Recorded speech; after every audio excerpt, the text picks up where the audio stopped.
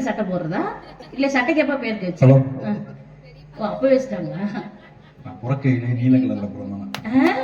அவ்வளவு விஷமா? தேவன் கோயில் மணி ஓசை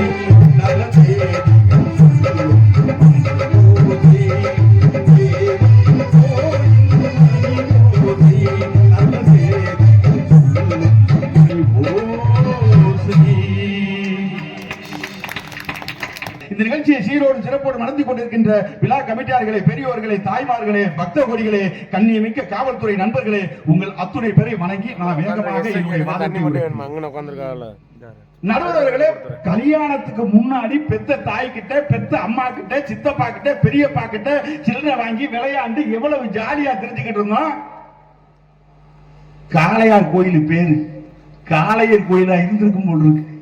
காளையர்கள் மகிழ்ச்சியாக வாழ்ந்த ஊர்னாலதான் இது காளையர்கள் கோயில் இருந்ததா காளையார் கோயில் வந்து. என்ன ஆய்வு? அப்படியெல்லாம் வாழ்ந்துகிட்டு இருந்தப்ப இந்த அந்த காளைய புடிச்சு கொண்டு கட்டி போட்டு இறை இல்லாம பட்டியா போட்டு கஞ்சி ஊத்தாம தொத்தலும் தோலுமா தெரிஞ்சுக்கிட்டு இருக்கணும். அன்னைக்கெல்லாம் விளையாடிட்டு போய் சோரே நீங்க விளையாண்டாலும் அம்மா அங்க இருந்து தேடி பிடிச்சி கைய பிடிச்சி இழுத்து கொண்டு கஞ்சி ஊத்து ஆசிக்கிட்டு போவாங்க பிள்ளைய. அப்ப மண்ணுல பிறந்த மண்ணெல்லாம் அப்படி மேல இருக்கு. அப்ப என்ன பண்ணுவாங்க தெரியுமா? பெத்த தாயி தான் கட்டியிருக்க சேலை எடுத்து அந்த பிள்ளைய அப்படியே தொடச்சு விட்டு அதுக்கப்புறம் கஞ்சி ஊத்துவாங்க. இப்ப உழைச்சிட்டு வர்ற புருஷனை வீட்டுக்குள்ள வரையில சேரு சகதியா இருப்போம் டாட்டி வேர்த்து இருக்கு. எந்த பொண்டாட்டியாச்சு சரி இப்ப புருஷன் மேல சேரும் சகதியுமா இருக்க இல்ல வேறு வேர்க்க நம்மளும் தொடச்சு விடுவோம்னு இந்த முந்தான சேலை எடுத்து எந்த பொண்டாட்டியாச்சும் புருஷனை தொடச்சிருக்கா? ஏன் துடைக்க மாட்டாங்களா? துடைக்கவே துடைக்காது. ஏன்? அதனால நினைச்சாலும் துடைக்க முடியாது. ஏன் முடியாது? போட்டுக்கிறது கூட நைட்டியாச்சா போட்டு எங்க துடைக்கிறது? அதுவும் நாத்த முடிச்சு போய் கிடக்கு, அதை போட்டு துடைக்கிறது. இதுக்கு என்ன காரணம்? பாசத்துல துடைக்கிறது, அழுக்காக துடைக்கிறது இல்லை. எங்க அப்பத்தா, எங்க அப்பாவை பெத்த அப்பத்தா கிடந்துச்சு. கிழவனை திட்டிக்கிட்டே இருக்கு எங்க அப்பத்தாவே, எங்க தாத்தாவே. ஏன் பாட்டி இப்படி திட்டிக்கிட்டே இருக்கிற தாத்தாவே? அப்ப பிடிக்காம தான் கல்யாணம் பண்ணியா அப்படின்னு. எங்கடா அப்ப கேட்டாங்க. சொந்தக்காரன் பூரா நினைச்சு நீ அவனுக்கிட்ட தான் கழுத்தை நீட்டணும். நாங்க நீட்டெல்லாம் எங்க கழுத்தை வெட்டிடலாங்க. அப்போ அது சுத்தமா பிடிக்கல. அவன் முகரையா பிடிக்கல. என்ன கொண்ட கழுத்தை கிட்ட சொல்லிட்டாங்க. அப்ப கேட்டி சரி அப்ப எத்தனை புள்ள உனக்கு? 7 பேரு தான்டா. இப்படி எல்லாம் ஒரு காலத்துல மகிழ்ச்சியா இருந்தாங்க. அது சொந்தக்காரன் பார்த்து வச்சான், சரியான சொந்தத்தை பார்த்து வச்சான், அவனுக்கு கட்டுப்பட்டு இருந்துச்சு. இப்ப பூரா கல்யாணம் பண்றது அந்நியத்துல பொண்ணு சொந்தக்காரன் பாக்குறது இல்ல, பூரா புரோக்கர் பாக்குறான். ஆனா புரோக்கர் பாக்குற பொண்ணு இருக்கு அவ்வளவு ஐஸ்வர்யா மாதிரி சசிகலா மாதிரி தான். இவங்க மேக்கப் போடுது, இவங்க நேச்சுரல் பிகர்.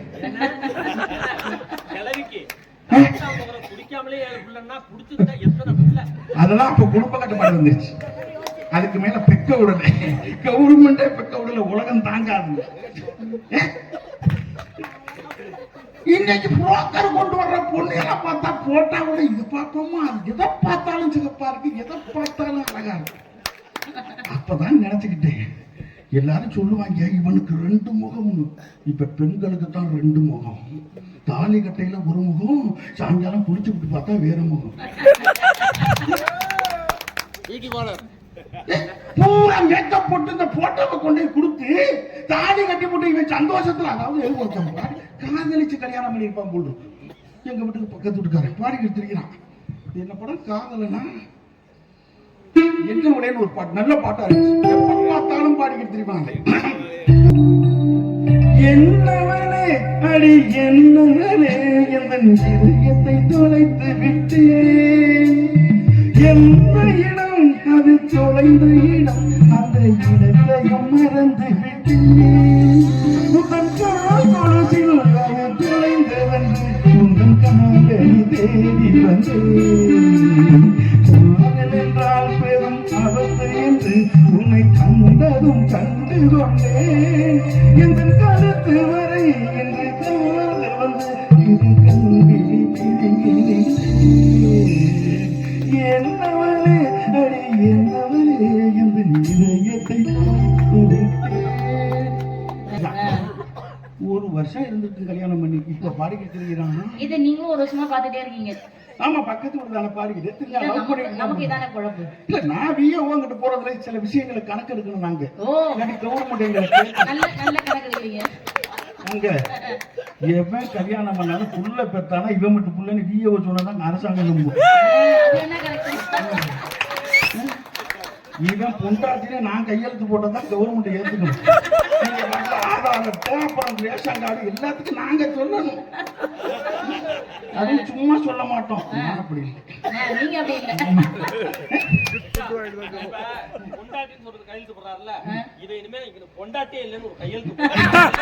அது போட மாட்டோம்.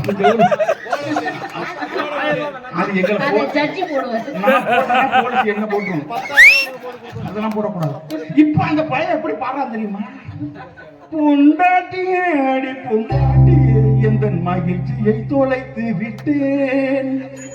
எந்த இடம் அது தொலைந்த இடம், அந்த இடத்தையும் மறந்து விட்டேன். மண்டபத்தில் அது தொலைந்ததென்று திருமண மண்டபம் தேடி வந்தேன். கல்யாணம் என்றால் பெரும் அவஸ்தை என்று தாலி கட்டவும் தெரிந்து கொண்டேன். இன்று துன்பத்திலும் பெரும் துயரத்திலும் தினம் நிம்மதியிலிருந்து நின்றேன். பொண்டாட்டியே அடி பொண்டாட்டியே எந்த நிம்மதியிலிருந்து விட்டேன். மோசமா வாழ்க்கை பண்ண அத்தனை பேர் நிம்மதி இருந்திருப்பான். அப்படித்தான் இப்ப கல்யாணம் பண்றவன் பூராவே ஏமாந்து கல்யாணம் பண்றவன் தான். பூரா புரோக்கர் கொடுக்குற போட்டோ பார்க்கவும் இது அப்படியே நயன்தாரா மாதிரி இருக்கு, அது மாதிரி இருக்கு, அப்படி இப்படின்னு கல்யாணம் பண்றேன். சாயங்காலம் வீட்டுல போய் குளிச்சுட்டு வந்தா கருப்பாய் மாதிரி இருக்கு. அதுலயும் பாருங்க, அதோட விடுதில்லைங்க. அங்க இருந்து கட்டிலுங்க சீதனை எப்படி கொடுத்துருக்காங்கன்னு பார்த்தா, நகை போட்டிருக்காங்கன்னு பார்த்தா ஒரு வாரத்துக்கு வாடகைக்கு எடுத்துருப்பாங்க. ஒரு வாரம் சென்று அவன் வந்து வாங்கிவிட்டான். சரி, என்னடா நகையெல்லாம் வாடகை நகையான்னு பார்த்தா, சரி சீர் சாமான கட்டில எல்லாம் பார்ப்போம்னா கட்டில காலை வச்சுக்கிட்டு கிடக்கு. பீரோல ஒண்ணு கொடுத்துருக்காங்க, தகர பீரோல திறந்தா மூட முடியல, மூணா திறக்க முடியல. இதையெல்லாம் பார்த்துக்கிட்டு என்னடா இப்படி இந்த புரோக்கர் ஏமாத்திட்டான். அவனுக்கு போன் பண்ணா அவன் போன் சுவிட்ச் ஆஃப். வேற என்ன பண்றது? எங்க ஆளு பாட்டை நடத்திக்கிட்டு பாடிக்கிட்டு தெரியலாம். வாழ்க்கை என்றால் 1000 இருக்கும், பாசத்தோடும் வாழ்க்கை என்றால் 1000 இருக்கும், பாசத்தோடும் அந்த துன்பம்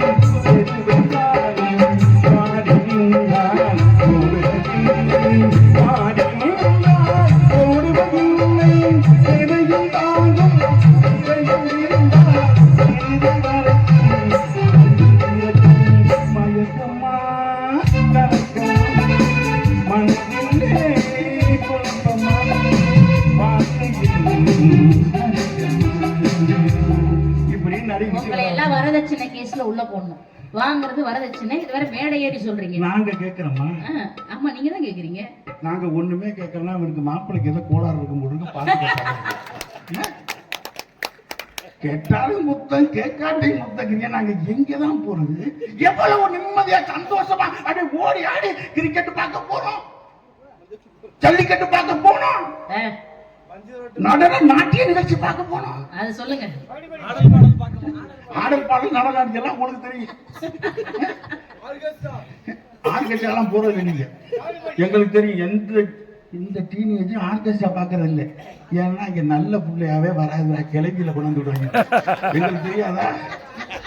டான்ஸ் பார்க்க வைக்க போவாயில ஊர் தலைவர் போறாரு, நல்ல கிளாமரா 3 கொடுக்குமா, பணத்தை பத்தி கவலை இல்லை. நான் ஒரு நடன நாட்டிய நிகழ்ச்சியும் பார்க்கவே போகல, எங்க காலத்துல இல்லை. இப்ப பக்கத்து ஊர்ல கோயில்ல ஒரு நடன நாட்டிய நிகழ்ச்சி போட்டிருக்கு. நான் சரி போக பொண்டாடிக்கிட்ட கேட்டேன், இந்த மாதிரி ஏதோ நல்ல நடன நாட்டிய நிகழ்ச்சி எங்க போய் அசிங்க ஆளுகளை அதை போய் எங்க பாக்குறேன். அந்த நேரத்தில் ஒரு விளம்பரம் வருது. என்ன விளம்பரம்? மைக் செட்ல இருந்து ஜீப்ல கட்டிட்டு வருது. இதுவரையும் எங்கும் பாத்திராத, எங்கும் கண்டிராத கேரள அழகிகளை கொண்டு அற்புதமான நடன நாட்டிய நிகழ்ச்சி நடக்க இருக்கிறது. நடன நாட்டிய நிகழ்ச்சியை கண்டு கழித்து அம்பாளின் அருள் பெற என்கிற உங்களை அன்போடு கேட்டுக்கொள்கிறோம். அவன் கூட இவ்வளவு உருக்கமா சொல்லிருக்க மாட்டான். அந்த அறிவிப்பாளரை சரி, அது மேல டான்ஸா இருக்கும்போது பார்த்தா அவங்க எல்லாம் கிடைக்குமா போறேங்கிற முரடியில் அடிச்சுக்கமா எங்க போய் இந்த வயசுல அனுமதி மக்கள் உனக்கு டான்ஸ் தானே வேணும் அப்படின்னு என்ன பண்றா, ஒரு தாம்பளத்தையும் கிளம்பி நான் குந்தியில் அடிச்சுக்கிட்டு நாடுறேங்கிறேன். அதெல்லாம் வேணாண்டி, நீ ஆனா என்னால சகிக்க முடியாதுங்கிறேன். ஆடு சசிகலா மாதிரி இருப்பாப்புல. பொல்லாத ஆசைக்கு ஏன் இந்த அலைச்சல் இருக்கேன்.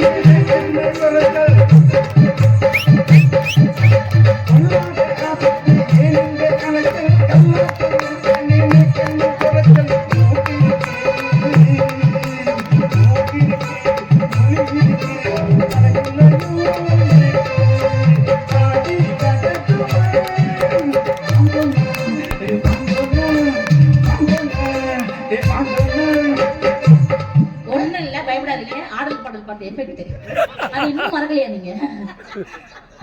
பார்க்க முடியலக்கா, பார்க்கவே முடியல. ஆமா, எங்களாலையும் பார்க்க முடியல.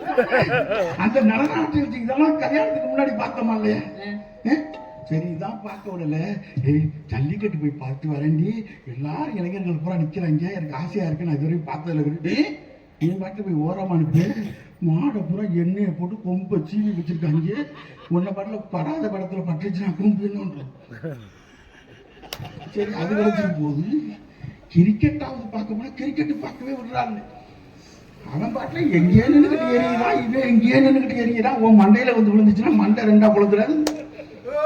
ஒரு நல்லது கெட்டது ஒரு சந்தோஷத்தை அனுபவிக்கவே முடியல. அவ்வளவு கஷ்டத்துல இருக்கிறோம். இந்த சொன்னாப்புல எங்க அணித்தலைவர் இந்த சந்தேகம் இருக்க எனக்கு மாதிரி வரக்கூடாதுங்க. நான் ஒரு ஆபீசரு, நேர்மையான ஆபீசரு. ஆமா, நாமளே சொல்லணும் அப்பப்ப. நான் பைக்ல போய்கிட்டு இருக்கேன். எங்க வீட்டுல இருந்து ஒரு 20 கிலோமீட்டர் நான் பாக்குற வேலை பாக்குற ஊரு. போய்கிட்டு இருக்கையில அங்க இருந்து ஒரு பொம்பளை புள்ள வருது, ஹெல்மெட் மாட்டிக்கிட்டு ஸ்கூட்டில ஹெல்மெட் மாட்டிக்கிட்டு வரவும் அது என்ன பாத்துருச்சு. அதுக்கு என்ன தெரிஞ்சிருக்கும் போது இருக்கு. ஏன்னா நான் ஒரு ஆபீஸ்ல, தாலுகா ஆபீஸ்ல வேலை பார்க்கும் போது நேர்மையான ஆபீசரா அது என்ன பார்த்துவிட்டு கிட்ட வரையில நான் அப்படி வண்டி கிராஸ் பண்றேன். அது இங்க இருந்து வருது, கிட்ட வந்து டாட்டா காமிச்சிட்டு அது பாட்டுல போயிடுச்சு. மரியாதைக்கு ஒரு பொம்பளை புள்ளையோ ஆம்பளை புள்ளையோ டாட்டா காமிச்சா நம்ம பதிலுக்கு சொல்லணுமா இல்லையா? நானும் பதிலுக்கு கையெழுத்து ஆட்ட தாங்க போனேன். ஏன்னா நாம நேர்மையான ஆபீசர். ஆமா, கையை எடுத்து இப்படி அந்த பிள்ளைக்கு பதிலுக்கு ஆட்ட போனேன். ஆனா ஆட்டல கீழே இறக்கிட்டேன். பின்னாடி என் பொண்டாடிய பாருங்க, அந்த பயம் இருக்கும். அவ இருந்து அந்த புள்ள போயிடுச்சு, ஹெல்மெட்டோட ஆட்டி விட்டு இவ டக்குன்னு வண்டியை விட்டு இறங்கிட்டு யாரு அவன் யாருன்னு தெரியல. அவன் அந்த பிள்ளைக்கு என்ன தெரிஞ்சிருக்கும் போல் இருக்கு. எங்க ஆபீஸ்ல வேலை பார்க்கிற பிள்ளையா இருக்கும் போல் இருக்கு. எனக்கு யாருன்னு தெரியலடி அப்படின்னு. உனக்கு யாருன்னு தெரியல, அப்புறம் என் பாதியோட ஆட்டினேன். பாதியோட எதுக்கு ஆட்டினேன்? எவ்வளவே சொல்ல கேட்கல. பாக்குறேன், திடீர்னு பார்த்தா லிப்ஸ்டிக் போட்ட பஸ் வருது, அதை ஓடி மறைச்சிட்டு ஏறான். லிப்ஸ்டிக் போட்ட பஸ், ஆம்பளை ஆள் ஏறாத பஸ். எப்பவுமே உங்களுக்கு எல்லாம் சொல்றேன், அந்த லிப்ஸ்டிக் போட்ட பஸ் வந்தா துணைக்கு யாராவது மேல ஆம்பளை ஆள் இருக்கான்னு பார்த்து ஏறுங்க, ஒத்தை ஏறிடாதீங்க. பட்டுக்கோட்டை பஸ்னால ஒரு கிழவனை கூட்டு 4 கிழமை அடிக்குது. உனக்கு விட்ட பஸ், அது எங்களுக்கு விட்ட பஸ். அதுல ஏறி வீட்டுக்கு வந்துட்டான். நானும் வேலைக்கு போகாம என்ன பண்ண போய் இதே யாபமா, ஐயோ கோச்சுக்கிட்டு போயிட்டாலே, சந்தேகப்பட்டு போயிட்டாலேன்ட்டு பாயோட வேலையை முடிச்சுக்கிட்டு வீட்டுக்கு வந்து பாக்குறேன். தாங்குடைய கையில கொடுத்துக்கிட்டு திண்ணையிலே உட்காந்துருக்கான். ஒண்ணும் பண்ணல, ராத்திரி பட்டினி, சாயங்காலமும் டீ போட்டு தரல, அசையல, கம்பு கூட அப்படியே கையை வச்சுக்கிட்டு கண்ணத்துல உட்காந்தே இருக்கிறா. தூண்ல சாந்துக்கிட்டு நானா போய் பாயை எடுத்து விட்டுக்கிட்டு தலைவலியை போட்டுக்கிட்டு படுத்துட்டேன். தூக்கமே வரல.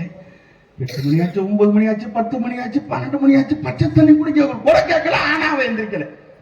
அந்த நேரத்துல எனக்கு ஒரு போன் வருது. செல்போனால எத்தனை குடும்பம் கெட்டு போய் கிடக்கு தெரியுமா? உங்களுக்கு போன் வந்ததுல எவ்வளவு பேருக்கு சந்தோஷம். அவங்களுக்கு நான் வராமையா இருக்கு. இந்த ஜியோ போன் வச்சிருக்காளுக்கு பூரா வரும். ஏன்னா அது 3 நாளைக்கு முன்னாடியே சொல்லிடும், உங்களுக்கு முடிய போகுது, இன்னும் 3 நாளையில, அப்புறம் 2 நாளையில முடிய போகுது. இந்த மாதிரி சொல்லிக்கிட்டு இருக்கா. அன்னைக்கு ராத்திரி 12 மணிக்கு இவ திண்ணையில உட்காந்துருக்க, தாவங்குடியில் கையை வச்சுக்கிட்டு. நான் மல்லாக்க படுத்திருக்கேன், போன் அடிக்குது. எனக்கு எடுத்து காதுல வைக்கிறேன், உங்களுக்கு இன்றோட முடிவடைகிறது. என்னடா என்னன்னு பாக்குறேன், அங்கே இருந்து எந்திரிச்சு முடியாது போன புடிச்சிட்டு சீக்கிரம் யார் அவ தானே அந்த மத்தியானம் வந்தாலும் அவ தானே, பேசு பேசு பேசு பேசு பேசு ஏன் வைக்கிற பேசு. அது கம்பெனி போடுறீங்களே, கம்பெனி போனா நான் கேனச்சு 12 மணிக்கு உனக்கு முடிச்சுக்கிட்டு கம்பெனி கடன் பண்றேன் கேனச்சு ஆச்சு கிளப்பிடுறாங்க. அடிக்கிறாடிலாம் ஒப்பாரி வச்சுக்காடி. ஐயோ நான் போயிட்டேன், எப்ப மண்ணாளி போட்டாடு அப்படின்னு ஒப்பாரி வைக்கிறான். அப்பவே வந்தா மதுரையில மீனாட்சி மிஷின் ஓனருக்கு கேட்டாங்க, சிங்கப்பூர்ல தொழிலதிபருக்கு கேட்டாங்க, ஆந்திராவில முதலமைச்சர் மைனு கேட்டாங்க, அங்க கேட்டாங்க இங்க கேட்டாங்கன்னு கத்துறா. ஊரே கூடிருச்சு. நான் என்ன கேட்டேன், உன்னை கல்யாணம் பண்ணி 20 வருஷம் ஆச்சு, பயல்களும் பெரிய ஆள் ஆயிட்டாங்க, என்ன மறந்தாலும் பரவாயில்ல, புண்ணியக்கு வந்த அந்த மீனாட்சி மிஷன் ஓனர் சிங்கப்பூர் அந்த முதலமைச்சர் எவனையெல்லாம் இன்னும் மறக்காம இருக்கேடின்னு. இந்த மாதிரி சந்தேகப்பட்டு வாழ்ந்தால் எப்படி இருக்கும்? தண்ணீரை நெருப்பு என்று சந்தேகம் கொண்டவர்கள் கண்ணீரை காணாமல் வாழ்ந்ததும் இல்லை. அவர்கள் கண்மூடி தலையணையில் சாய்ந்ததும் இல்லை. சந்தேகத்தோடு அது சந்தோஷக்கேடு, சந்தேகத்தோடு அது சந்தோஷக்கேடு, இதை மறந்ததும்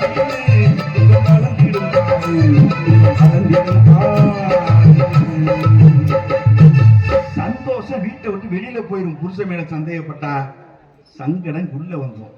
நடுவில் இன்னைக்கு பெண்களுடைய சராசரி வாழ்க்கைய தெரியாம வாழ்ந்துகிட்டு இருக்காங்க. அதே கேக்குற கல்யாணம் பண்ணவங்க பாடலாம் நாய் படம் பாடு. அது கொஞ்சம், அதாவது பெண்களுக்கு முதல்ல புள்ளைய தாளாட்ட கத்துக்கல. புள்ளையெல்லாம் ஏன் நீந்த கத்துக்கல? இன்னைக்கு எத்தனை பேப்பர்ல பாத்தீங்கன்னா, டிவில பாத்தீங்கன்னா, தண்ணியில மூழ்கி செத்து போயிட்டான், 9 வயசு பையன் செத்து போயிட்டான், 12 வயசு 10 பையன் செத்து போயிட்டான். என்ன காரணம்? புள்ளைய குளிக்க விடுறது இல்ல, பைப்ல குடிக்க வச்சு ஒழுங்காலாம் குடிக்க விடுறது. தாய் தான் அந்த பிள்ளைகளை தண்ணியில அப்படி மிதக்க வச்சு ஜோப் போட்டு குளியாட்டி பழக்கணும், தண்ணியில நீச்சல் பழக்கணும். தாளாட்டவும் தெரியல, பூரா செல்போன்ல போட்டு வச்சுட்டு செல்போனை பாடிக்கிட்டு இருக்கு, இது மொளா அரைச்சிக்கிட்டு அது பாட்டில் புள்ள தூங்கிட்டு இருக்கு, அதுவும் பாட்டை கட்டிட்டு டான்ஸ் ஆடிக்கிட்டு எங்கிட்ட தூங்குறது, அதுக்கிட்ட போய் செல்போனை வச்சா. அதை விட கொடுமையான அந்த ஒப்பாரி கூட வைக்க தெரியலங்க. இறந்தாக்க ஒப்பாரி வச்சுக்கிட்டு கட்டி அப்படியே பெத்த தாய் செத்து போயிட்டா, என்ன பெத்த அம்மாவாங்க, அப்பா செத்து போயிட்டா, என்ன பெத்த அப்பாவாங்க, அடிச்சு அழுதுகிட்டு போவாங்க. இப்ப பூரா யாரும் வீட்டுக்காரவங்க எல்லாம் அழுகுறதே இல்லை. அதுக்கு குரூப், அந்த கல்யாணத்துக்கெல்லாம் பாத்தீங்கன்னா வெல்கம் குரூப்னு வாடகைக்கு வருது. இப்ப அதுக்கு ஒரே அப்படியே மெயினா போட்டுருவாங்க, சேலையெல்லாம் ஒரே மாதிரி யூனிஃபார்மா போட்டு விட்டு அவன் கேட்பான் எத்தனை பேர் வேணும், 12 பேர் வேணும், 15 பேர் வேணும். அதுக்குள்ள காலி சொந்தக்காரனா இருக்காது, பூரா அங்கே பிடிச்சிட்டு வந்துருப்பாங்க. அது யாரை பார்த்தாலும் கும்பிடும். வணக்கம், சந்தனம் எடுத்துக்கங்க. திருட வருவான், அவனுக்கும் சந்தனம் எடுத்துக்கங்க. ஓசில திங்க வருவான், 3 வாட்டி அவனுக்கும் வணக்கம் சொல்லணும். பாக்கெட் அடிக்கிறவன் அவனுக்கும் வணக்கம் சொல்லணும். அது அங்கே சொல்லிக்கிட்டு நிற்கும். இங்க கால் பார்த்தா 7 பொண்ணு சைனா காரணம் போலீஸ் தேடிக்கிட்டு இருக்கு. அப்படி அது ஒரு கதை. அதுதான் போயிட்டு போனா ஒப்பாரி. ஒப்பாரிக்கு இப்ப குரூப் இருக்கு, எத்தனை பேர் வேணும், 15 பேர் வேணும். அது வந்து ஒப்பாரி வைக்கிறது எல்லாம் கழுத்துல செல்போன் மாட்டிக்கிட்டோம், பூரா ப்ளூடூத் வச்சிருக்கும். ஒரு தலைவர் வருவாங்க இருக்கு, அவங்க மட்டும் அந்த ஆப் வச்சிருப்பாங்க, ஒப்பாரி ஆப்புணும். அது அடிக்கவும் அது ஒப்பாரி வேணும். அது பாடிக்கிட்டு இருக்க முடியும். ஒப்பாரி இப்படி அடி குமிஞ்சா பாடு, என்ன பெத்தராசாவே எங்களை விட்டுட்டு போயிட்டு அது கத்தும். இப்படியே அடிச்சுக்கிட்டு இருந்த அந்த குறுப்பு பொம்புல இப்படி நெஞ்சில அடிக்கையில அந்த ஆப்புல குத்துப்பாட்டு ஒரு ஆப்பு இருந்துருக்கு. இப்படி நெஞ்சில அடிக்கையில இந்த ஒப்பாரி பாட்டு போய் குத்துப்பாட்டுல விழுந்து கட்டி போடிட்டா கண்ணாலா கண்டபடி கட்டி போடிட்டா கண்ணாலா இப்படி அடிக்கவும் செத்து போனா எந்திரிச்சுக்கிட்டு அது ஆடு. எவ்வளவு மோசம், எதையுமே கத்துக்க முடியல இன்றைக்கெல்லாம். அதாவது திருமணத்துக்கு பின்னாடி ஆண்களுக்கும் சரி பெண்களுக்கும் சரி ஆண்கள் படுகிற கஷ்டம்.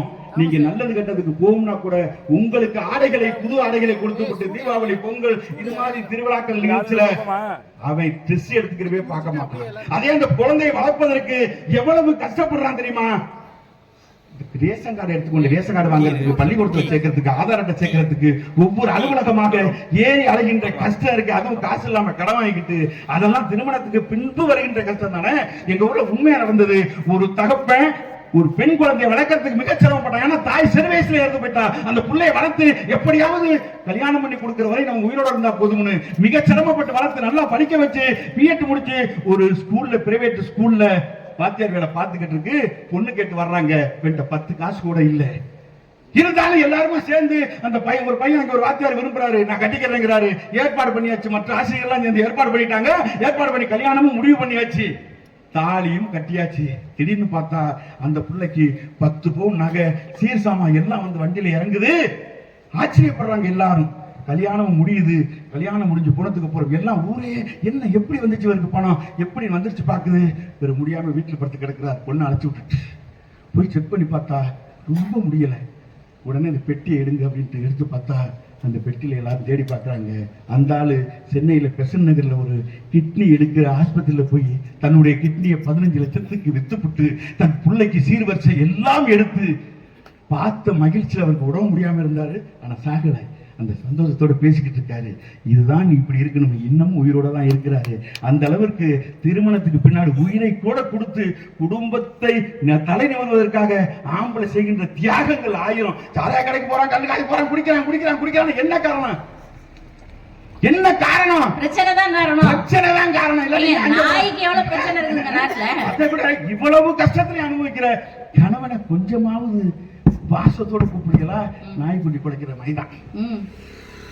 இப்ப கல்யாணம் பண்ணிக்கிட்டு வர்ற அன்னைக்கு பார்த்தா அப்படியே அந்த சின்ன நாய்க்குட்டி மாதிரி முனங்கும் அப்படியே புருஷன்கிட்ட. இவன் உடனே வண்டி எடுத்து போடுவான். இங்க சின்ன மாதிரி உடனே பைக் எடுத்து போடுவான். இதே மாதிரி குலைக்கும். நாய்க்குட்டி மாதிரியே முனங்கும். அது இப்படின்னா அந்த சின்ன நாய்க்குட்டி எப்படி தெரியுமா முனங்கும்? போட்ட குட்டி கண்ணு தெரியாது. அது பால் குடிக்கிறதுக்கு தாய் நாயை பார்த்துக்கிட்டு உழைக்க தெரியாது. அதனால அந்த முனங்கத்தை வச்சு தாய் வந்து பால் கொடுக்கும். அப்ப லேசா முனங்கும்.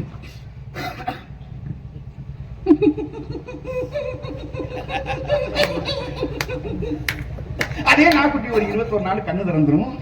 அப்ப தாய் எங்க நிக்கிறத பார்க்கும். அப்ப கீச்சு குரலை குலைச்சி அழைக்கும் தாயை.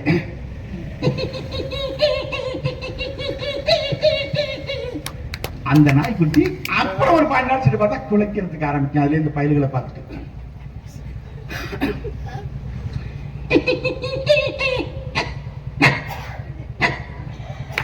அப்புறம் மத்தியெல்லாம் ஒரு மாசம் 2 மாசம் ஆயிரும். அந்த குரல் வந்து மாறிக்கணும். அப்புறம் அந்த பயல்களை வாழ அடிக்கிட்டு விரட்ட ஆரம்பிச்சிடும்.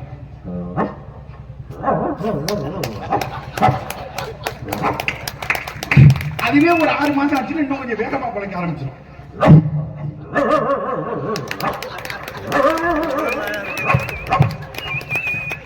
அதுவே ஒரு நல்ல 1 வருஷம் ஆன குட்டி நம்ம விரட்டிக்கிட்டே வந்துடும் பயல்களை.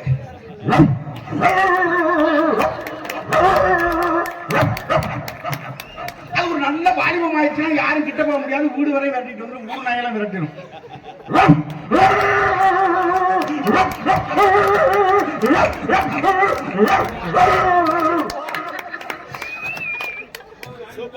அந்த நாய் லேசா வயசாயிரும். இதுக்காகத்தான் நான் குலைக்கிறது. வேதாந்தியத்துல குலைக்கிற 20 நாய் மேலைக்கு வந்துருச்சு. 10 நாய் சீக்கிரம் கிடைச்சிக்கிட்டு இருக்கு. அதே நாய் லேசா வயசாயிரும். அப்பவும் குலைக்கும்.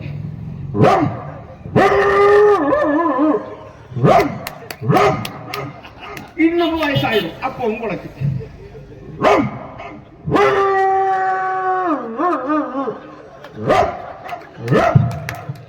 இன்னமும் வயசாயிரும். அப்பவும் குலைக்கும்.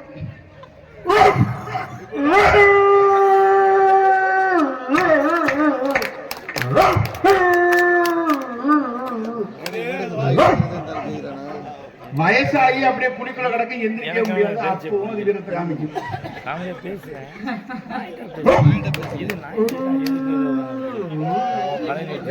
மண்டே இந்த மாதிரி சாகிற வரையும் புருஷனை குலைச்சு புடுங்கி இன்று முதல் நீங்கள் நாய் சேகர் என்ற பெருமையோடு அழைக்கப்படுகிறீர்கள். அருமனே, மனைவி மக்களுக்காக இப்படி உழைக்கின்ற ஒரு ஆணை நாய் குலைக்கிற மாதிரி குலைச்சி கடிச்சு பிச்சு எரிஞ்சா எங்க மகிழ்ச்சி வரும், எங்க சந்தோஷம் வரும். ஆகவே நடுவர்களே, எந்த வகையில் பார்த்தாலும் குடும்பத்துக்காக கஷ்டப்பட்டு தன்னுடைய மகிழ்ச்சியையும் சந்தோஷத்தையும் இழந்து ஆண்கள் வாழுகின்ற காரணத்தால் திருமணத்துக்கு முன்புதான் மகிழ்ச்சி என்று தீர்ப்பு கூற வேண்டும் கேட்டுக்கொண்ட வாய்ப்புக்கு நன்றி விடைபெறுகிறேன். நன்றி.